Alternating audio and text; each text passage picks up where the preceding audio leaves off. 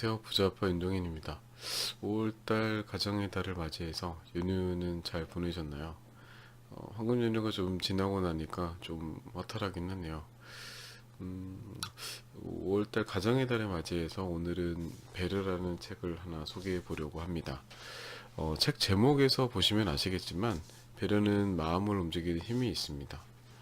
물방울이 바위를 뚫는 것처럼 사소한 배려가 쌓이고 쌓여서 사람의 마음을 움직일 수가 있는 거겠죠.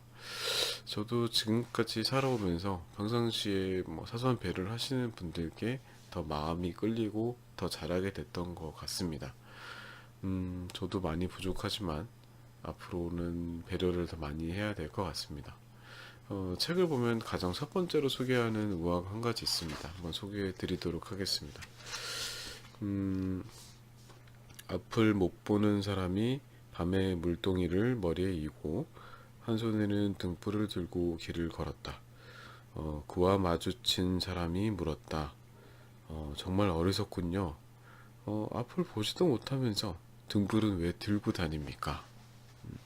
그가 말했다. 당신이 나와 부딪히지 않게 하려고요.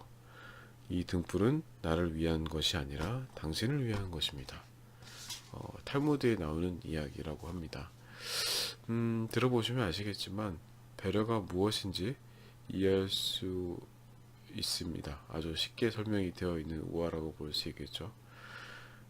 그리고 이 책에 보면은 이 책은 어떤 책이냐면 여기 보시면 직장인이 나오지만 이 직장인이 이 회사에서 일어나는 일들 여러 가지 프로젝트를 바탕으로 일이 생기는데 이 그 일화 중에서 배려를 통해서 행복해지고 그리고 또 즐거워지고 그리고 또 성공도 할 수 있다는 것을 이야기를 하고 있습니다.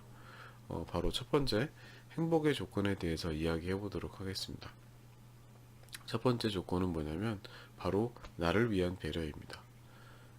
나를 위한 배려가 뭐냐고요? 배려가 보통 남을 위한 배려인데 왜 저를 위한 배려라고 할까요? 첫 번째가 뭐냐면 스스로에게 솔직해져라입니다.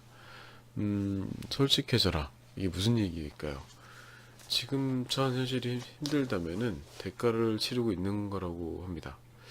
왜냐면 현재는 내가 선택한 미래이고 과거에 선택한 미래가 되겠죠. 지금 만약에 힘들다 그러면 그것도 선택한 결과물이 되겠죠.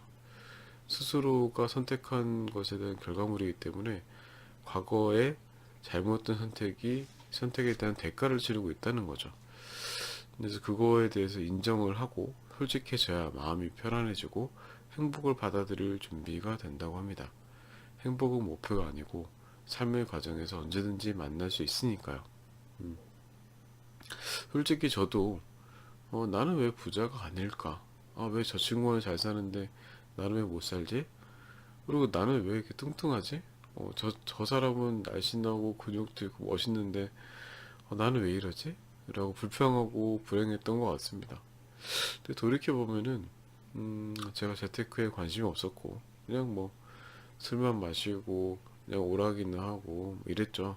그냥 회사집만 했었고 그렇게 살았었고 그 다음에 아까 말한 것처럼 술 먹고 그냥 뭐 회사 스트레스 받고 잠이나 자고 운동은 전혀 하지 않고 몸에 안 좋은 음식만 먹으면서 그렇게 살았기 때문에 살이 쪘던 거죠.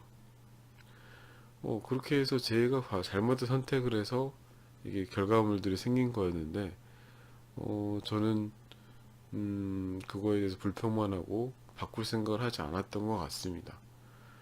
지금 제가 뭐 후회를 한다고 해서 돌아오진 않지 않습니까? 제 과거가 돌아오지는 않을 것이고 그래서 요즘에는 불행한 생각을 하지 않습니다. 제 과거의 선택을 돌릴 수가 없기 때문에 지금 현재의 삶의 선택을 최대한 제대로 하려고 노력하고 있습니다. 그렇게 하면 현재에도 만족할 수 있고 미래가 조금이라도 좋은 방향으로 가야겠죠. 네. 그렇게 해서 스스로에 대해서 솔직해지고 배려를 해보는 생각을 해보셨으면 합니다. 두 번째는 즐거움의 조건입니다. 너와 나를 위한 배려. 진정한 배려라고 볼 수 있겠죠. 상대방의 관점에서 보고 이해하려고 노력하는 겁니다. 세상 이치는 생각해보면 시험 문제를 푸는 것과 같다고 생각이 듭니다. 상대방의 관점에서 보려고 노력하지 않으면 풀리지 않는 일이 없죠. 뭐 쉽지 않은 거지만 사람들이 세상 사는 것들이 사람과 사람과의 관계이지 않습니까? 사람 인자를 보듯이 사람 인변에 두 이가 결합된 것이 사람 인자인데 사람이 둘만 모여도 서로를 위해서 할 일이 있고 그것을 뭐 상대방의 생각 입장에서 생각하는 마음을 가져보면은 풀릴 수 있다는 거죠. 그리고 뭐 다들 뭐 소통 얘기를 하는데 상대방이 원하는 것을 주는 게 진정한 소통이라고 합니다. 이런 것들이 쌓이고 쌓여서 서로 간에 오해가 풀리고 서로 간에 이제 우호감이 생기면서 즐거움이 생기겠죠. 뭐 혼자 살면서 뭐 즐거울 수도 있지만 사는 것들이 이제 사람과의 관계에서 즐거움이 생기지 않습니까? 네.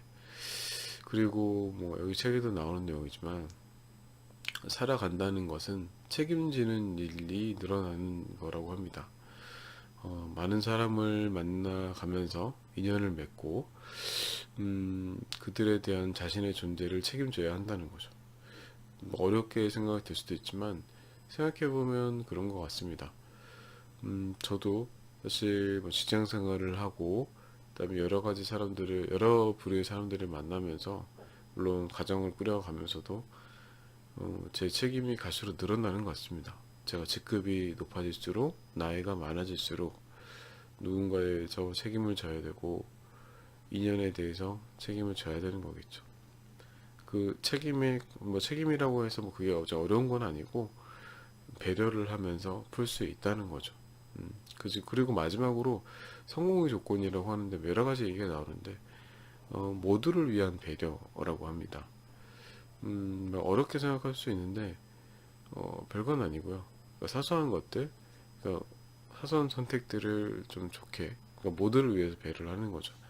예를 들어서 뭐 아파트에서 층간 소음을 생각해 보면 걸어 다닐 때 조금이라도 조심스럽게 걸어 다닌다든지 아니면 대중교통을 이용할 때그 임산부 배려석이라든지 이런 데를 좀 비워 놓는다든지 이런 사소한 배려들이 우리 모두를 위한 배려가 되겠죠. 솔직히 뭐 그런 배려를 받으면 기분이 좋지 않습니까? 음, 사실 뭐 이런 것들이 뭐 어려울 수는 있지만 이런 사소한 것들을 조금씩 한 번씩 바꿔보시면 우리 삶이 좀 더 윤택해지고 좀 더 나아질 것 같습니다.